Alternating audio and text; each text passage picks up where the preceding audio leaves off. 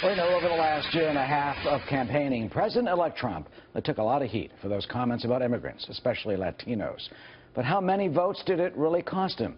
Jeremy Carl, writing in the National Review, said this, quote, "Well, the media and the pundits predicted doom for Trump's chances with Hispanics. A funny thing happened on the way to the voting booth.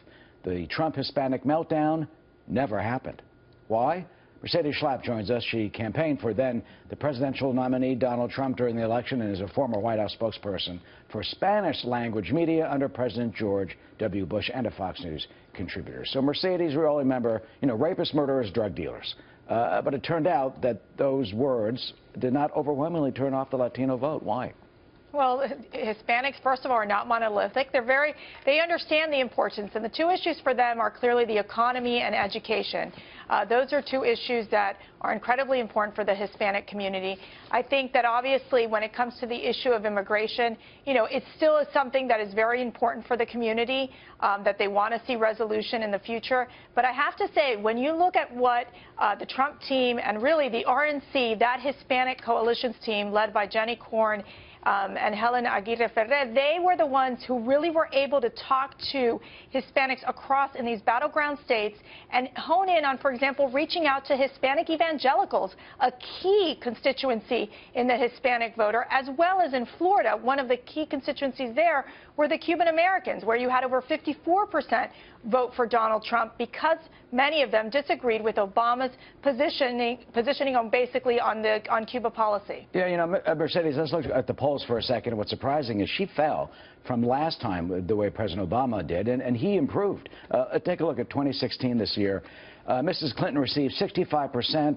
Trump 29% of the Hispanic vote, so just under 1/3. But take a look when you compare that to 2012. President Obama received 71%, Romney 27%. So she went down by 6 points, while right. Mr. Trump, he improved it by 2 points. Were you surprised? Right. No, I'm not surprised. You know, it's interesting because there were polls that would come out that said that he would maybe get 18% of the Hispanic vote. But let me tell you, Trump's economic message of putting the American worker first resonated with the Hispanic community, many of them who are in the service industry, many of them who have small businesses that, for example, want to see less regulations and less taxes so that they can build their businesses. It was a very pro-economic message, and that really, I think, played well in the Hispanic community. Also on the issue of education, Trump is for school choice, having the opportunity for parents to make better choices for their children. These were messages, again, resonated with the community, and I think despite the fact that, for example, you didn't see the spending. I mean, Clinton outspent Trump on Spanish-language television and radio. Many in the Spanish-language press were adamantly opposed to Donald Trump, and yet Hispanic voters said, enough. We're going to go. You had that 29% going for Donald Trump. I think that's a good number. And, of course, I want to see an improvement in that number. Okay, let's take a look at two states that were very key, Florida and Nevada. In Florida, I mean, she kind of trounced him in the numbers, 62% to 35%, but that's still more than a third for him. In Nevada, she received 60% to his 29%. But then you got the hotel workers, the union, 52,000 members, you know, under Harry Reid. Right. I think, again, you start seeing the fact that for Clinton, there was a sense of the lack of enthusiasm. We saw that Clinton outspent Donald Trump. They made it a point to hone in on the Hispanic coalition.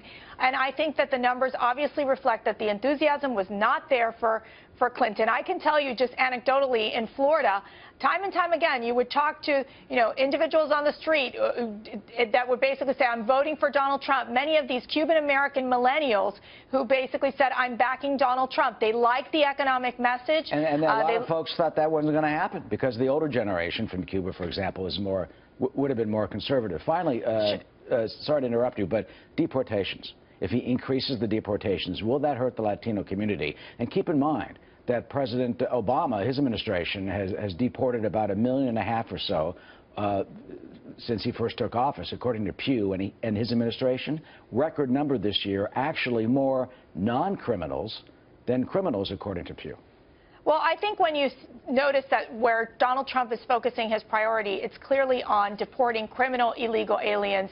And I think Hispanics, Americans across the board can agree that that is a very important task to take to ensure for the protection of citizens in our country. I think that the immigration debate will evolve. I think the point of the matter is that we agree that securing the border is critical, I think, all across the board to ensure that we can allow for a legal immigration system in place. Right now, what we have is a broken system where basically what we're signaling to the world is just come on in and you can stay in. We have a legal process in place, and we need to enforce those laws. And I think for the Hispanic community, they understand that Donald Trump will do that. And right now, it's one of the top priorities in Washington with the new administration. Absolutely. Mercedes Schlapp, thank you. Good